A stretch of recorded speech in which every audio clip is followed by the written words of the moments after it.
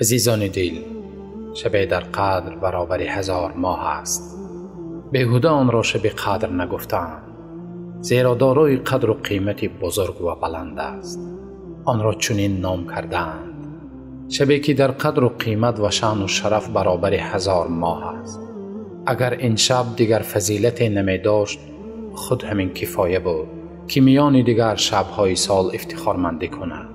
ولی حکمت الهی چنین خواسته که یکی از بهترین هدیه‌های خودش قرآن را بهر انسانیت محض در چنین شب به بندگان خویش بفرستد. واقعاً اگر چنین شبی با قدر و قیمت شایسته چنین هدیه نباشد، از کدام شب بوده میتواند؟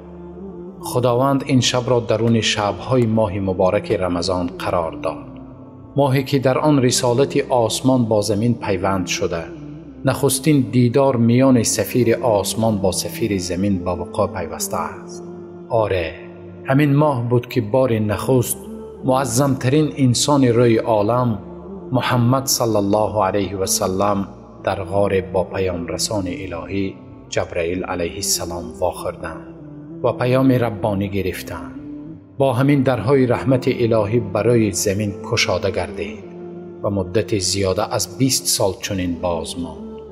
خداوند وقتی درباره نزول قرآن به بندگان خبر می‌دهد، آن را چنین وصف می‌کند: بسم الله الرحمن الرحیم، انا انزلناه فی لیلة القدر وما ادراک ما لیلة القدر لیلة القدر خیر من 1000 شهر تنزل الملائكة والروح فيها بإذن ربهم من كل أمر سلام هي حتى مطلع الفجر. ما این کتاب را در شب قدر نازل کردیم. آیا می‌دانید که آن شب قدر چگونه شب است؟ شب قدر بهتر از 1000 ماه است. در آن شب به اجازت خدا فرشتگان با جبرائیل علیه السلام با خبر همه چیز به زمین فرود می آیند.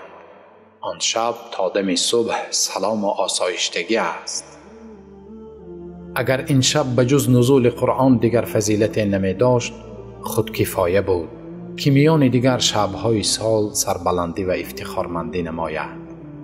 ولی خداوند فضیلت‌های دیگری آن را چنین بیان می‌کند: شبی که بهتر از 1000 ماه است، شبی که در آن فرشتگان با رهبری جبرائیل علیه السلام به زمین فرود می آیند، شبی که تا دم صبح آسایشتگی و رحمت است.